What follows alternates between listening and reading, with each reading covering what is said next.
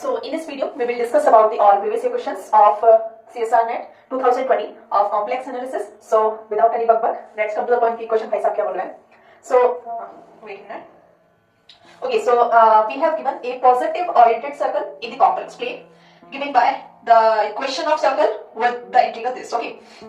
तो हमने previous classes में डिस्कशन किया था कि इस टाइप के क्वेश्चन को हम कैसे डील करेंगे और हमें किस कौन सा फॉर्मूला कहां पर कैसे लगाना है. ठीक, तो सिंपली जैसे कि हमने लास्ट में देखा था कि हम इस टर्म को क्या कर रहे थे, जीरो के इक्वल रख रहे थे. ठीक है, तो जीरो के इक्वल रखने पर हमें यहाँ से पॉइंट मिल जाएंगे which is z equal to 1 minus pi by 2 plus iota under root 3 by 2 pi by 2 minus iota under root 3 by 2. ठीक, ओके, तो हमारे यहाँ पर पॉइंट आ चुके हैं और सर्कल की इक्वेशन हमें गिवन है. ठीक, तो सर्कल की इक्वेशन क्या है, यहाँ पर सिंपल है, सर्कल बनाएंगे यहाँ पर हम.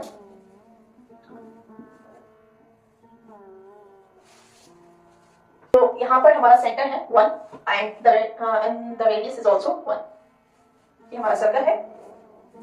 तो देखेंगे कि देखो सिंपली देख सकते हो कि ये जो पॉइंट है मेरा वो मेरे सर्कल के अंदर आ रहा है और बाकी के पॉइंट मेरे बाहर आ रहे हैं. तो सिर्फ इसके लिए मैं जो फॉर्मूला हम यूज करेंगे वहां से वैल्यू निकालेंगे. तो firstly we will simply cut. तो देखो सिर्फ ये पॉइंट मेरा सर्कल के अंदर आ रहा है, बाकी के पॉइंट मेरे सर्कल के बाहर है. तो इस पॉइंट के लिए हम फॉर्मूला यूज करेंगे, वैल्यू निकालेंगे. कैसे देखते हैं. तो देखो सिंप्लीफाई करेंगे इसको. तो 1 upon 2 pi i integration dz upon z minus 1 z square plus z plus 1. Simple. सिर्फ z इक्वल टू 1 के लिए हम फॉर्मूला यूज करेंगे. तो हम इस केस में हम फंक्शन को कैसे लिखते हैं हम वो देखेंगे. 1 अपॉन 2 पाई आई dz अपॉन इसको हम ऊपर लेके जाएंगे z square plus z plus 1 और अपॉन z माइनस 1. यहाँ पर फंक्शन की वैल्यू मेरी क्या जाएगी, fz 1 upon z square plus z plus 1. देखो किस पॉइंट पे हमें फंक्शन की वैल्यू निकालनी है, 1 पर. तो यहाँ से ये क्या आ जाएगी 1 प्लस 1 अपॉन 3. ठीक, तो यहाँ से मुझे इसकी वैल्यू क्या मिल जाएगी 1 अपॉन 2 पाई आई मल्टीप्लाई 2 पाई आई 1 अपॉन 3. ये यहाँ से प्लस हो जाएगा और हमारा जो आंसर है वो आ जाएगा 1/3. So this is right answer. Okay, so next question देखते हैं कि क्वेश्चन भाई साहब क्या बोल रहे हैं. What we have given here, we have given a p be a positive integer. Consider the closed curve, okay, e the power it and t which belongs to closed interval 0 to 2 pi. Let b be a function holomorphic in this region and here r is greater than 1. ठीक है, okay, we can take r is 2 3 4 5 6. So if f has a 0 only at z naught, ठीक है, then what we have to do here, we have to find the value of this integral. Okay, and one more thing is remaining here, we have given here and it is multiple of q. Okay, so let's see how we will solve this kind of question. So देखो कुछ नहीं, simple है, सिर्फ एक जो note है वो पता होना चाहिए कि इस टाइप के क्वेश्चन को करने के लिए ये पता होना चाहिए कि 1 अपॉन 2 पाई आई सॉरी 1 अपॉन 2 पाई आई integral f dash z upon f z और ये क्या है g z dz which is equal to g of ai ni minus g of bi pi. Okay, so what is g of ai here? This is our zeros and this is multiplicity and this is our poles and this is the multiplicity of poles. Okay, so we have given here the function. If we will compare this term to this term, so we will get here the function is our the gz function is zp. Okay, so our gz is zp and g at z naught which have zeros at z naught. ठीक है, so we have the value of this and the multiplicity is q here. ठीक है, so and it is a holomorphic function so which is differentiable and it will not have poles. Yes, ठीक, तो करते हैं z naught पर. ये क्या हो जाएगा मेरा function z naught the power p.